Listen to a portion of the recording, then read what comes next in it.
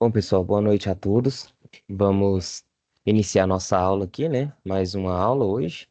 Então, dia 3 de junho, né, de 2025. Vou começar aqui compartilhando a tela, né, para repassar algumas informações importantes.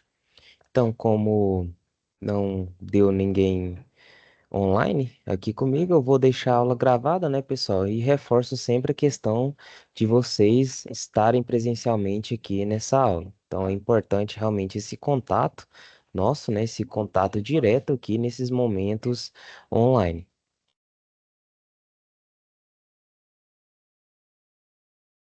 Então, pessoal, aqui na tela, né, a gente tem o ambiente virtual de aprendizagem de vocês e a gente iniciou aqui, né, mais uma UC do curso, né, que é a quinta UC de montagem de sistemas de controle e acionamentos eletromecânicos.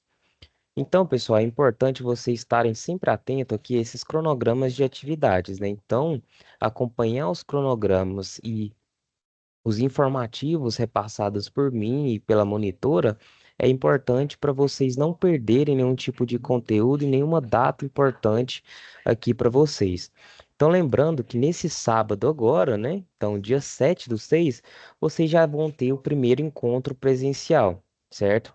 Então, dia 7/6, das 8 às 17, vocês vão ter ali o primeiro encontro presencial, beleza? Então, a gente tem aqui, olhando na parte superior da tela, né, no cronograma de atividades, a gente tem aqui 4 fóruns de discussões com a nota de 7 pontos cada um, né? E a atividade da SAP 3 aqui valendo 21 pontos. E o somatório de todas essas atividades, né, vai valer a nota aqui do nosso momento online, né? Que vale 49 pontos. E os, os encontros presenciais, né, eles têm a pontuação aqui de 51 pontos ao total. Então, a cada encontro de vocês, né? Então, vocês têm uma certa pontuação aqui e ao final totalizam 51 pontos. Então, a nota final de vocês, né, é composta pela nota dos encontros presenciais e dos encontros online aqui das atividades que vocês enviam na plataforma. Beleza? Então, pessoal, reforçando mais uma vez aqui, que a gente tem, né? Os nossos encontros são marcados todas as terças-feiras, né? Como hoje, sempre das 21 às 22 horas. Beleza? Então, vamos iniciar aqui agora um pouco do nosso conteúdo. Então, eu vou seguir aqui, né? O conteúdo do curso, certo? E a gente vai iniciar aqui realmente a nossa parte do nosso curso.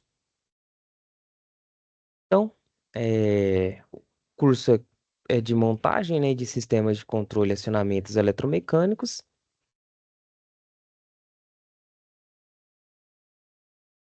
certo? Então, a gente está na quinta UC aqui, quase finalizando o módulo específico 1, né?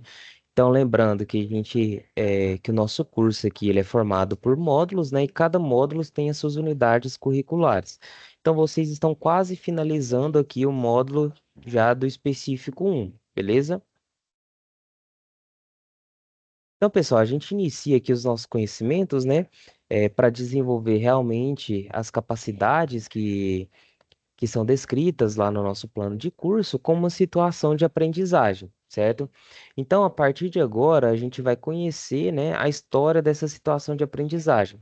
Então, a gente vai ler com atenção, né, e ver o que está sendo solicitado, porque as atividades que a gente desenvolver a partir desses conhecimentos vão ser avaliativos, certo?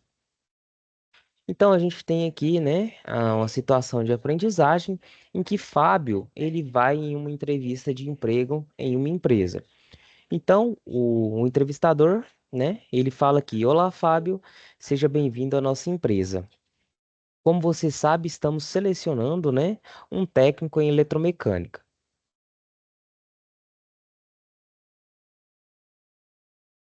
E aí, o entrevistador pergunta ao Fábio se ele conhece, né, se ele tem conhecimento aqui nos sistemas pneumáticos. Fábio, né, como fez o curso aqui no Senai, então ele tem esse conhecimento, né, em todos os sistemas de automação pneumáticos, hidráulicos, certo? E ele fala que conhece sim os sistemas pneumáticos e diz que ele é utilizado na maioria dos equipamentos das empresas, né? E o entrevistador fica impressionado com essas capacidades que Fábio tem, né? E vê que ele entende, né? Quase todos os requisitos, que ele preenche quase todos aqueles requisitos para ocupar aquele cargo que está sendo ofertado. Só que antes ele propõe um desafio para o Fábio, e o Fábio pergunta qual desafio é esse. E o entrevistador chama então Fábio para o laboratório de pneumática da indústria. Fábio aceita, né? Chegando nesse laboratório, o entrevistador diz para Fábio, né, que ali tem uma bancada onde o Fábio deverá fixar, né, os componentes. E essa é a caixa com os diversos tipos de componente pneumático. E aí Fábio pergunta o que que ele tem que fazer. Então, o entrevistador ele fala, né, que ele quer que o Fábio monte um circuito pneumático que trabalhe, né, na seguinte sequência algébrica. Primeiro, o pistão A avançando, depois o pistão 2 avançando, posteriormente o pistão 2 recua e o pistão um recua também. Fábio diz que, sem problemas, ele consegue montar esse sistema pneumático. Então, note aqui que o entrevistador solicitou ao Fábio, né, a montagem de um circuito pneumático sequencial, ou seja, cada atuador ele executa, né, uma ação ordenada, ou seja, uma ação ela tem que ser feita, né, posteriormente outra ação realizada e nenhuma pode ali interromper a outra ação. Então, agora chegou a nossa hora de ajudar o Fábio a realizar essas atividades, né? Então, a gente tem que desenvolver as atividades que são propostas, né? E se precisar de algum auxílio, vocês podem contar comigo aqui para a gente resolver, né? Tirar todas essas dúvidas.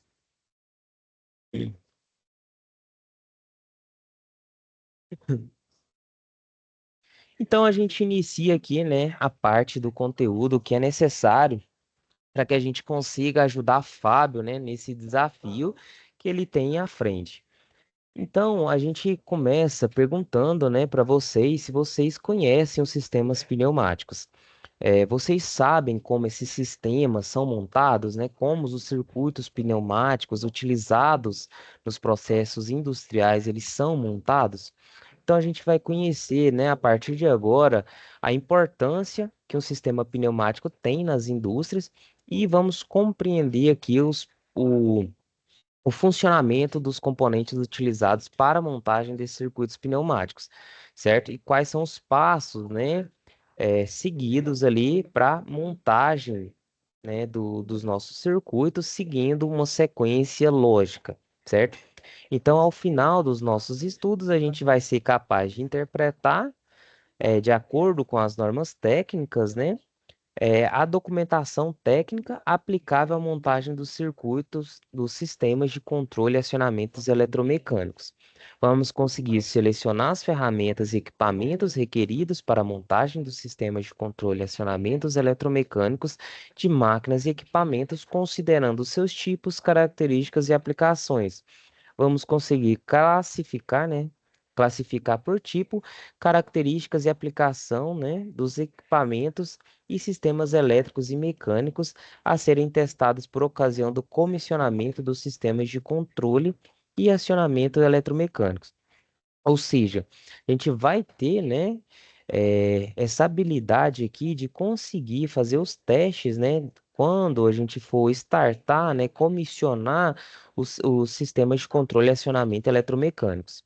E a gente vai conseguir também montar sistemas de controle e acionamentos eletromecânicos. Então, pessoal, a gente inicia aqui pelo conceito, né, dos circuitos pneumáticos. Então, os circuitos pneumáticos, eles nasceram ali, né, com a necessidade da gente automatizar processos, industriais de produção. Então, os movimentos, né, dentro desses sistemas de automação, eles são executados por atuadores, que, por sua vez, são comandados por válvulas, né?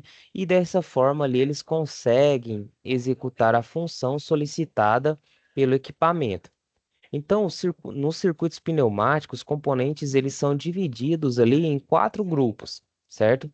Então, a gente tem os elementos de trabalho, que são aqueles elementos que realmente vão utilizar da energia pneumática para a realização, né, de um trabalho útil, ou seja, eles que são o coração ali do sistema, que realmente vão desempenhar uma determinada função, uma determinada ação. A gente tem os elementos de comando, né? Que vão realmente comandar os movimentos desses elementos de trabalho.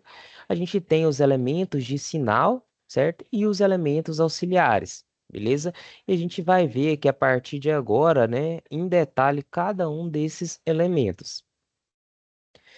Então, os elementos de trabalho, né, como eu já disse, eles têm a função de executar algum tipo de atividade, ou seja, eles pegam aquela energia pneumática, né, que é fornecida pelo meu fluido de trabalho, que nesse caso aqui é o ar atmosférico, eles transformam essa energia contida no ar comprimido e transformam isso em movimento.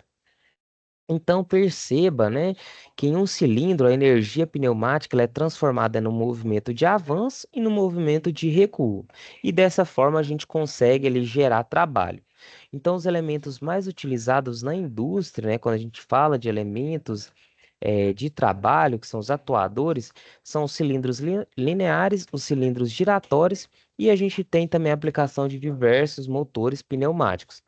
Então nas imagens aqui a gente pode ver, né, a foto de um cilindro de simples ação, em que eu tenho apenas uma válvula de serviço aqui, né? Ou seja, o ar comprimido ele entra por aqui para acionar esse pistão e fazendo com que essa haste ele realmente avança. E no retorno, né, tem uma mola aqui dentro da camisa desse pistão que faz com que o retorno seja pela força elástica, né, dessa mola e o ar comprimido ele sai pelo mesmo orifício aqui, né, e retorna aqui pro ambiente externo. Então, a gente tem que o cilindro de simples ação, eles têm apenas um ponto de entrada e o mesmo ponto de saída, né? E o retorno aqui geralmente é por mola. Nessa foto a gente tem um cilindro sem haste, né? Em que eu tenho aqui a entrada de ar, né? Então, quando o ar ele entra aqui por essa tomada de ar comprimido, né? Por esse ponto de entrada, ele aciona, né? Esse pistão e aí esse corpo aqui em cima ele se desloca, né? Ele avança e ele recua aqui também conforme lá o meu dispositivo de comando, minha válvula de comando. E a gente tem também os motores aqui que funcionam através da energia, né, do ar comprimido. Então a gente tem em várias indústrias, né, a presença desses dispositivos que funcionam ali com ar comprimido, que são as furadeiras aqui do sistema pneumático. Então a gente tem as furadeiras e a gente tem aqui os marteletes que funcionam com esse ar comprimido.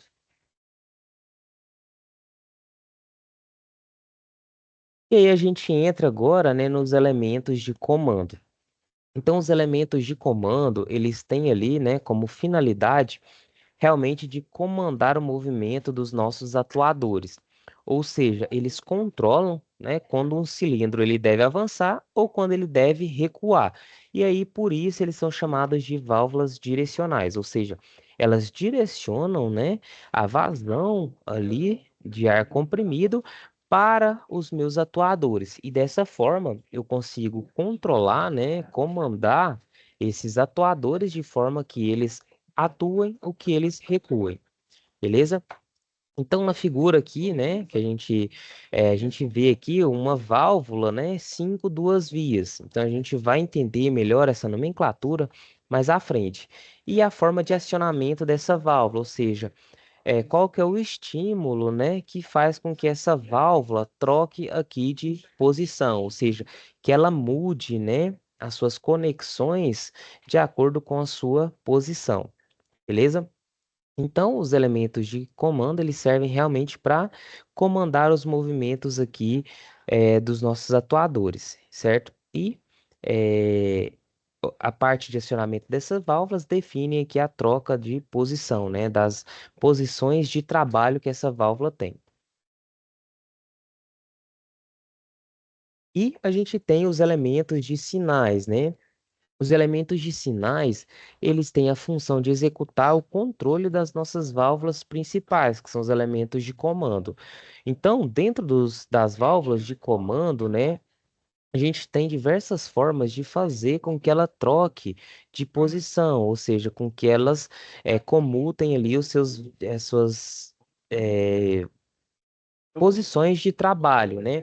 Então a gente tem que pode ser por acionamento muscular, ou seja, realmente o operador ali, né? Ele aciona um botão, né? Uma botoeira, e com isso faz com que a válvula troque ali de posição, certo? A gente tem acionamentos elétricos, né? Ou seja, realmente a presença ali de bobinas elétricas, né, que fazem a comutação das posições dessas válvulas, certo? E a gente tem a parte dos elementos de sinais, ou seja, a gente tem outros dispositivos, né, outras válvulas que mandam sinais de pilotagem para a válvula principal e a partir disso elas conseguem ali realmente comutar de posição, certo? Então, os elementos de sinais aqui, né, eles têm realmente essa função de controlar as válvulas principais. Então, lá na tela anterior, né, a gente viu uma válvula de 5 duas vias, ou seja, ela tem 5 entradas, né, de pontos de entrada e ela tem duas posições, ou seja, ela consegue comutar, né, o seu estado 2 vezes. Então, e ela é pilotada por um elemento externo, ou seja, ela é controlada, né, por um sinal de um elemento externo. Então, para que ela mude de posição, né, para que ela mude a posição da via de trabalho, é necessário que ela receba ali um sinal pneumático de outro componente, que por sua vez, né, pode ser uma válvula direcional de acionamento manual ou mecânico, certo? Então, como elementos de sinais, você também pode encontrar os elementos fins de curso e os sensores, certo? Então, qual que é a função desses elementos de sinais? É realmente mandar um sinal para que a válvula principal mude, né, de posição, ou seja, mude a posição da sua via de trabalho. E aqui a gente tem alguns elementos. Então, a gente tem uma válvula, né? Duas vias com acionamento mecânico. Ou seja, a gente tem aqui, né? Uma chave fim de curso aqui no final, em que realmente quando ela aciona, né? Essa posição aqui, quando ela está atuada, eu tenho que ela ocupa, né? Uma posição de trabalho, certo? E quando ela tem aqui quando não está atuado, né, esse elemento fim de curso, ela tem um retorno por mola, então olha aqui nessa simbologia, né, que o retorno dela é por mola, ela volta à posição original dela, certo? Então, o elemento aqui, o rolete, né, funciona como fim de curso. O rolete, ele aciona a válvula, ela troca de posição de trabalho, né? E quando ela não está acionada, quando esse rolete não está acionado, o retorno para a posição original se dá por mola, né? Então a gente pode olhar aqui que quando, né? Então aqui eu acredito que vocês estão vendo, né? A seta do meu mouse. Então a gente tem aqui, ó, que ela é acionada, né? Quando esse acionamento pelo rolete é feito, ou seja, quando esse rolete está na posição, ele empurra esse pino, a minha válvula que ela vai permitir, né, a conexão do ponto de pressão com o ponto de saída aqui, né? E vai ser utilizado ali para mandar o sinal para minha válvula principal. E a gente tem que a saída, né? Conexão aqui para o ponto externo, ele está bloqueado. Então, esse Tzinho aqui é uma simbologia de bloqueado.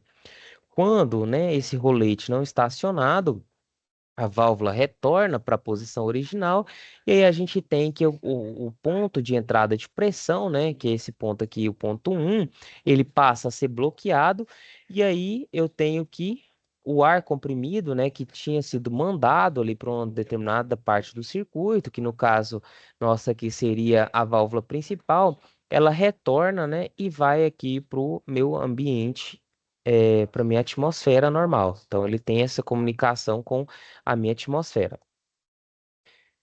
Aqui a gente tem uma válvula, né?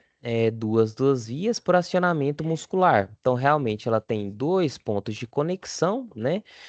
De trabalho. e tem duas posições. E aí a gente tem o acionamento muscular, ou seja, eu faço o acionamento através desse botão aqui, a minha válvula troca, né, de posição de trabalho, né?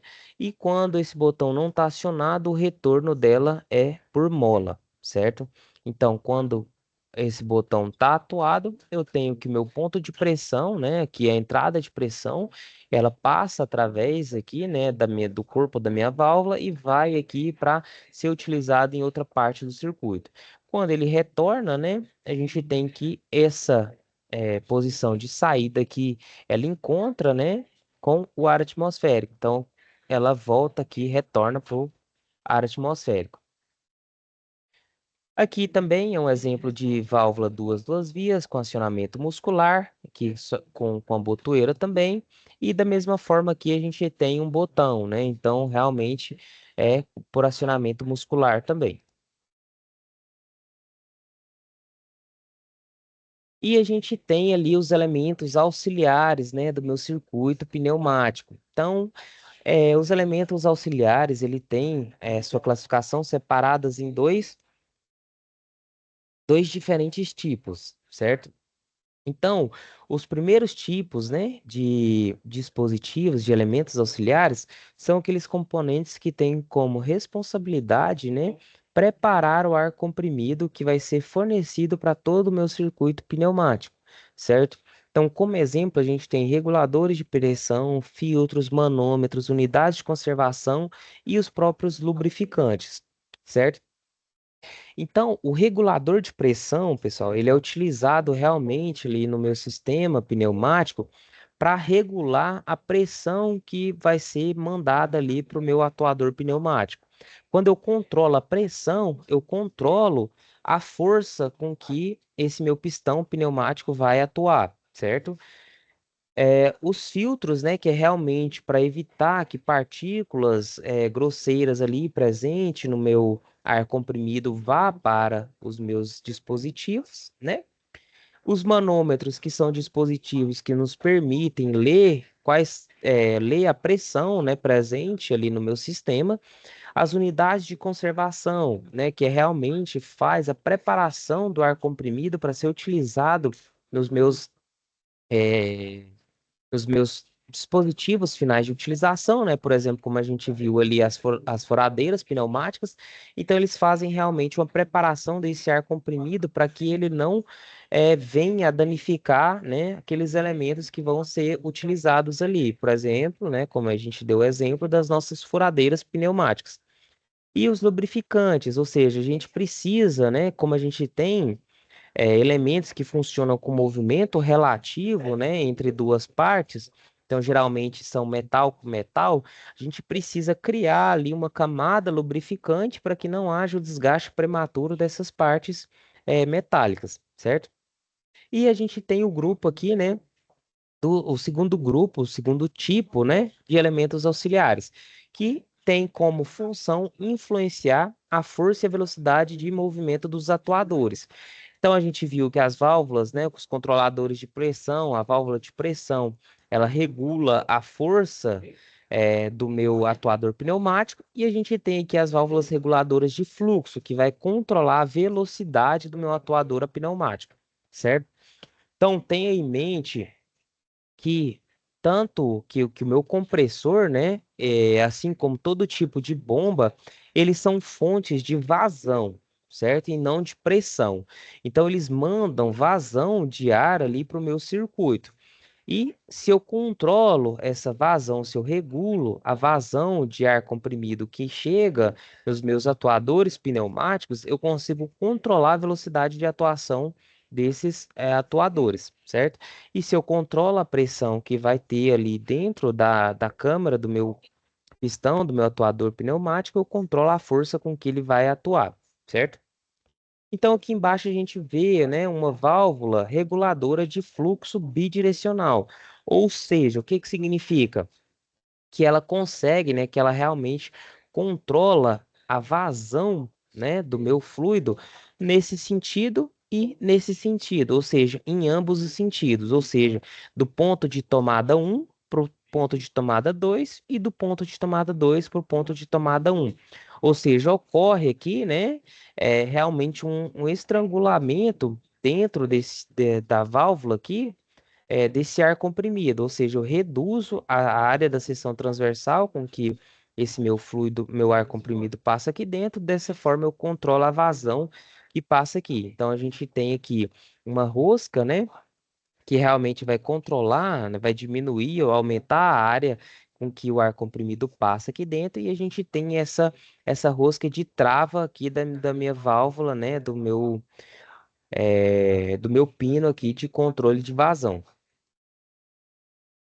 E a gente tem aqui a válvula, né, reguladora de fluxo unidirecional, ou seja, ela controla, né, a vazão do fluido em apenas um sentido.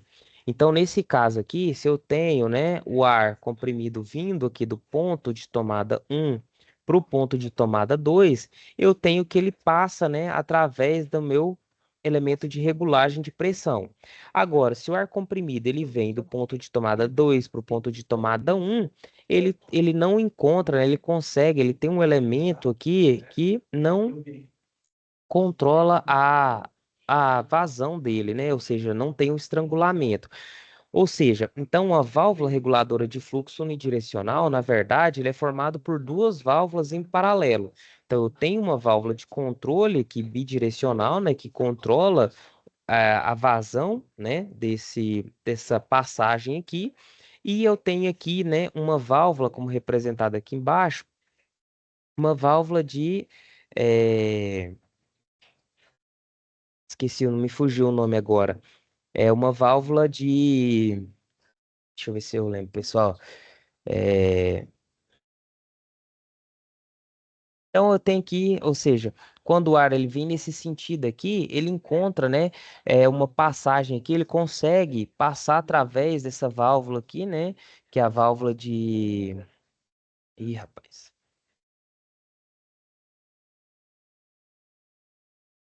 Então, depois eu lembro o nome e passo para vocês, pessoal. Me fugiu o nome aqui, mas ela realmente ele é uma válvula que controla a direção, né, de passagem do fluido.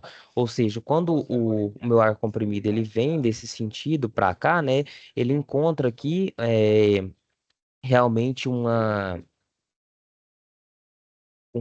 lamelas, né? Umas lamelas de borracha, que aí ele consegue liberar, né? E consegue passar livremente aqui para o outro lado. Só que aí quando ele passa desse sentido do ponto um para o ponto 2, por exemplo, né? Ele vem, ele encontra esse ponto aqui bloqueado, ou seja, essas lamelas de vedação, eles bloqueiam, né? A passagem desse fluido aqui, e aí o único caminho que tem é realmente passar aqui pelo elemento controlado, certo? Então, a válvula de reguladora de fluxo unidirecional, ele funciona dessa forma. Nesse sentido, eu controlo a vazão, né, através do estrangulamento aqui do canal, e do sentido ao contrário, né, do 2 para o 1 aqui, por exemplo, o fluido, o ar comprimido, né, ele encontra um caminho livre aqui, sem realmente esse controle de vazão.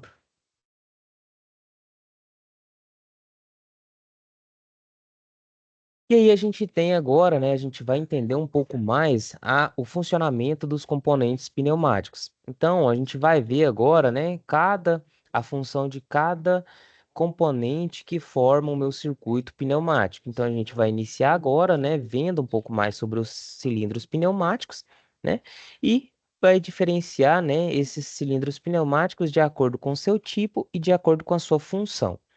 Então, os cilindros pneumáticos, eles são diferentes por causa de detalhes construtivos e pelas suas características de funcionamento. Então, eles podem ser divididos em dois tipos, né? Então, são os cilindros de simples efeito, ou também chamado de simples ação, e os cilindros de duplo efeito ou de dupla ação, com e sem amortecimento, certo? E a gente também tem outros tipos de cilindros pneumáticos, né, de construção alternativa, que são os cilindros de duplação, poste passante, o cilindro duplex contínuo, o cilindro duplex geminado e os cilindros de impacto. Então, vamos dar uma olhada aqui, né, mais a fundo nas características construtivas dos nossos cilindros.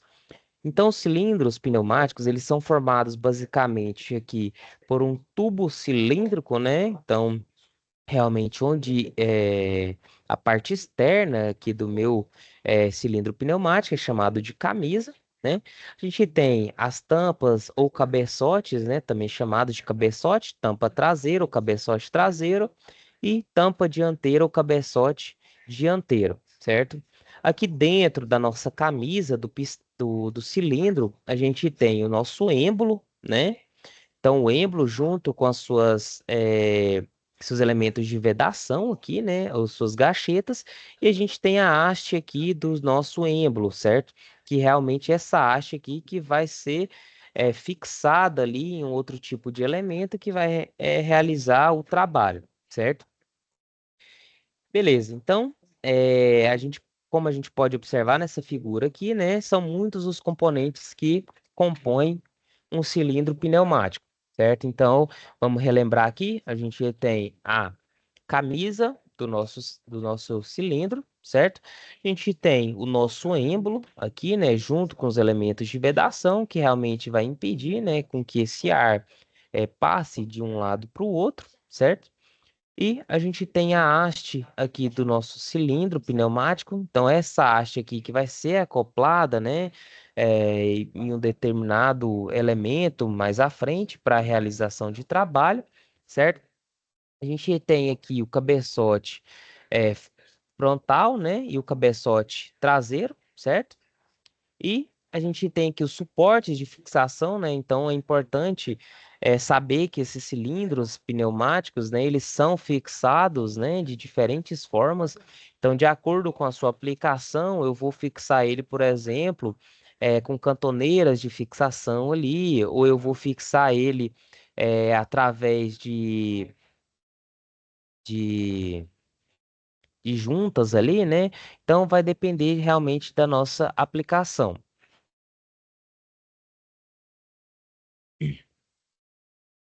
Então, como que se dá o funcionamento aqui dos nossos cilindros pneumáticos? Então, a gente viu que eles podem ser divididos basicamente em dois grandes grupos, né? O cilindro de simples ação e o cilindro de dupla ação. A gente vai ver mais um pouco aqui a fundo o cilindro de simples ação, que tem esse nome porque, para realizar o trabalho, né, ele utiliza o ar comprimido em apenas um sentido, certo?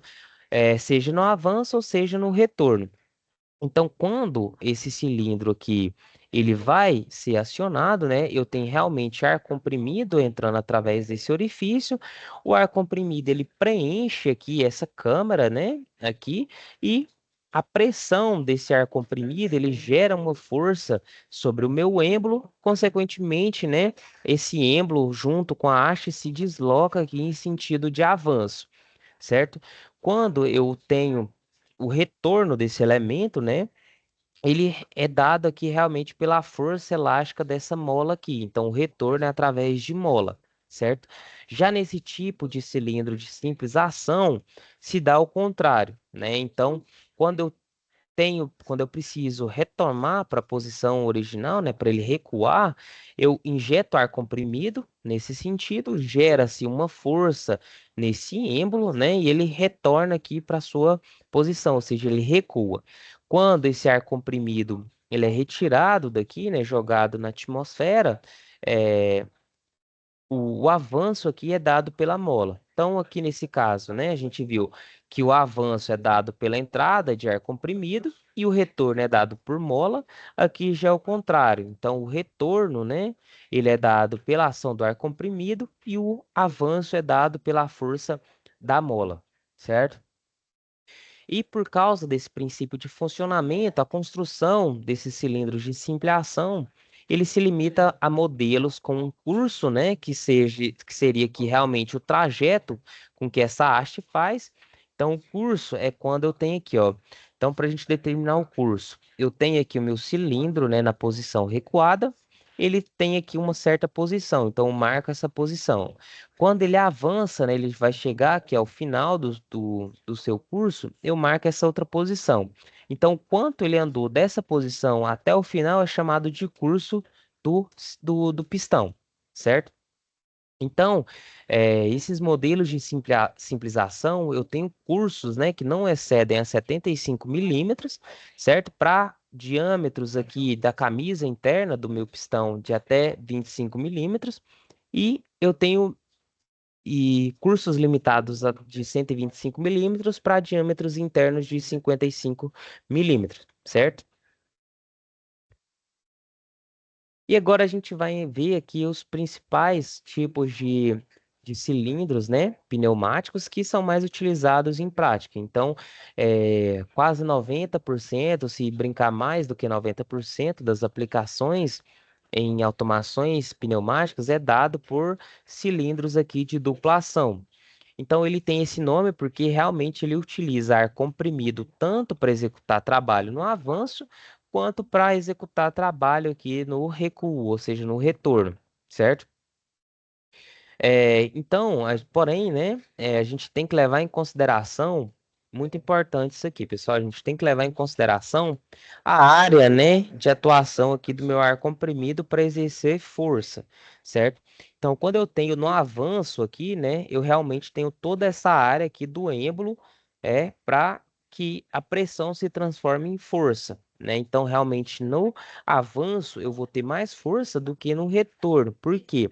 Porque que a minha haste, ela ocupa certa área do meu êmbolo, né? E isso diminui a força de recuo aqui desse pistão, certo? Então, nesse modelo aqui de cilindro, né, de duplação, o movimento de avanço e retorno ele é executado por ar comprimido, e a característica principal, né, é que eu posso utilizar tanto o avanço quanto o retorno para desempenhar certos tipos de trabalho, beleza? Aqui, pessoal, tinha um vídeo, né, mostrando como que é o funcionamento de, dos cilindros de duplação com amortecimento, né? Mas ele não está funcionando, certo? Então eu vou ver aqui para a gente tentar arrumar esse link, né? Mas basicamente ele mostra como que é o funcionamento, né, dos meus cilindros pneumáticos de duplação quando ele tem um sistema de amortecimento, certo? Esse sistema de amortecimento ele realmente serve para evitar, né, para diminuir aqui possíveis impactos do êmbolo contra a tampa, né, contra os cabeçotes aqui, tanto no avanço quanto no recuo. Ou seja, quando o meu pistão pneumático ele está, né, acionado, ele realmente vai ter um movimento ali, né, tanto do êmbolo quanto da minha haste. E quando ele chega no final, ele pode dar realmente uma pancada, né, ali nos meus cabeçotes. E quando eu tenho cilindros pneumáticos ali de maior calibre, né, para aplicações que exigem mais força, esse impacto ali ele pode realmente levar, né, a danificar o seu componente. E aí tem-se esses dispositivos de amortecimento que é realmente para amenizar esse impacto ali do êmbolo com o cabeçote.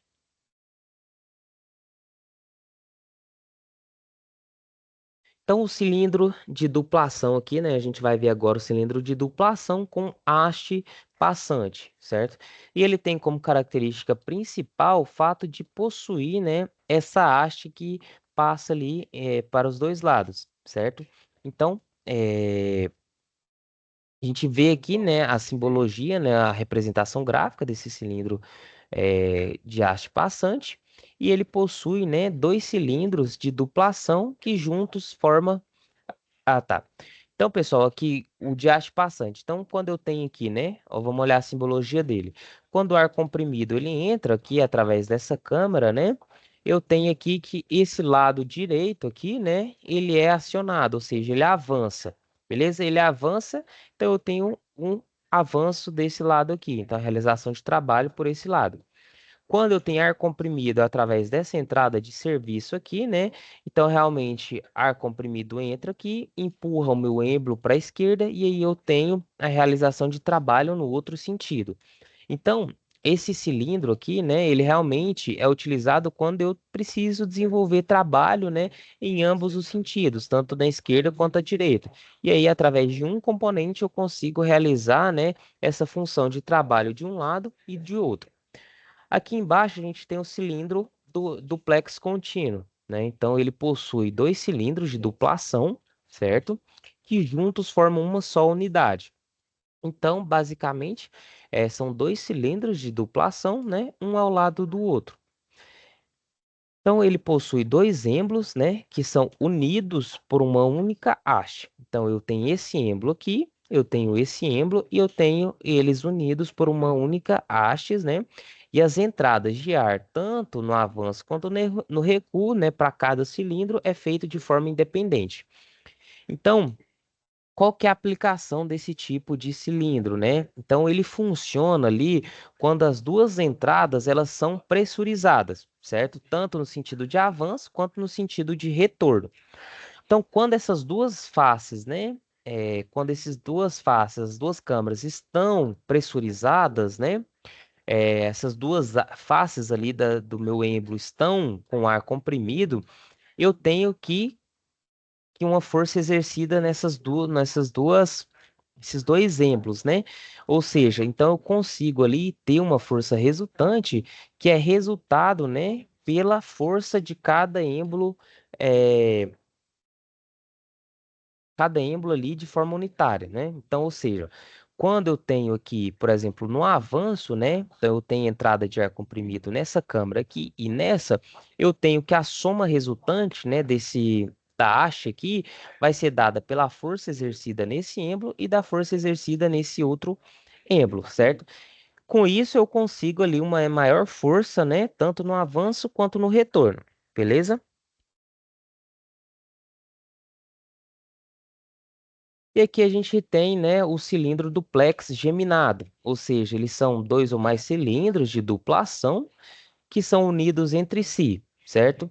Possuindo cada um entradas de ar independente. Então, com essa união, né, eu consigo obter três, quatro ou mais posições distintas. Então, o cilindro, né, os que a gente viu, tanto de simples ação quanto de duplação, é, as posições que eles podem ocupar, né, que eles podem desenvolver, é realmente atuado ou realmente recuado. Ou seja, ou ele está com a haste totalmente atuada, ou ele está com a haste totalmente recuada ali, certo? Então são duas posições, atuado e recuado, certo? O que eu consigo controlar é realmente a força com que essa haste ela é avançada e consigo controlar a velocidade com que essa haste ali ela é avançada ou recuada, certo? Só que quando eu preciso ter três, quatro ou mais posições distintas, a gente usa, né, desses cilindros aqui geminado, certo? E onde que eles são, né? Usados. Eles são usados muito em circuitos ali de automação para distribuição de elementos, certo? Para posicionamento, comandos de dosagem, transporte de peças e operações sucessivas em que eu preciso de mais do que duas posições. Certo? E essas posições elas são obtidas realmente aqui pela combinação entre as entradas de ar comprimido, né, e os seus cursos correspondentes. Então, a forma como eu eh, injeto ar comprimido aqui, né? A combinação dessas entradas de ar comprimido vai me gerar ali realmente as posições distintas ali de atuação.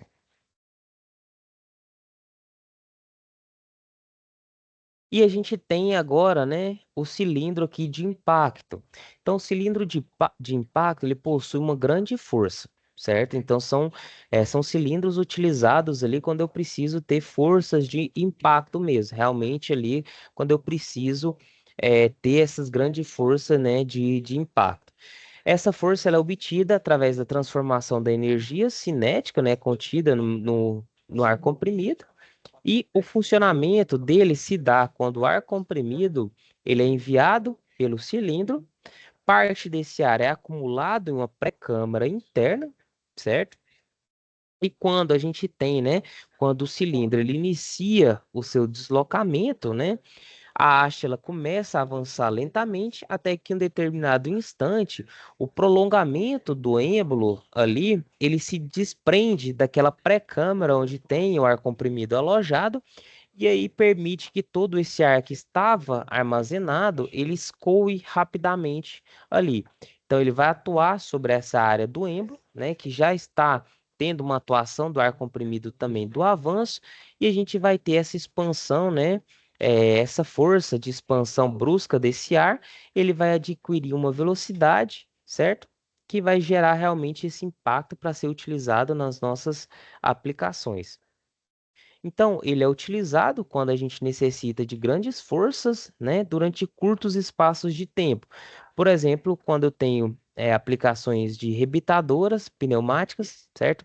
Gravações ali de chapas, no processo ali de estampagem, né, muito utilizado também.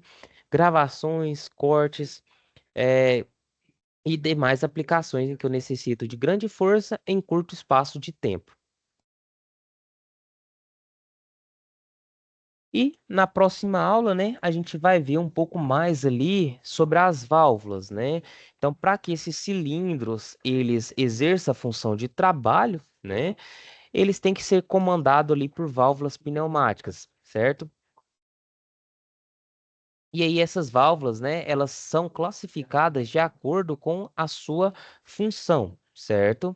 Então a gente tem as válvulas de controle direcional que realmente controlam ali a direção do fluxo, né? Vão controlar se o cilindro ele vai atuar ou vai recuar, certo? Tem as válvulas de bloqueio, né, que realmente servem para impedir a passagem do ar comprimido em determinado sentido. A gente tem as válvulas de controle de fluxo, né, que a gente falou um pouco mais atrás, quando a gente falou ali das válvulas de comando, certo? E a gente tem as válvulas de controle de pressão, né, que a gente falou também quando a gente precisa realmente ali controlar a pressão em determinada parte do sistema pneumático. Então, cada um desses grupos, né, refere-se ao tipo de trabalho ao qual se destina a válvula. Então, na próxima aula a gente vai ver mais a fundo esses tipos de válvula. Depois a gente vai ver, né, como se dá a preparação do ar comprimido, quais são, né, as topologias de de circuitos de ar comprimido que a gente tem, e assim a gente vai avançando aqui na nossa disciplina. Beleza? É, Então, não teve nenhum presente aqui na nossa aula hoje, né? Então, fica gravada essa aula, certo? Qualquer dúvida que vocês tiverem, entre em contato comigo, pessoal. Então, boa noite, bom descanso e bom estudo para vocês.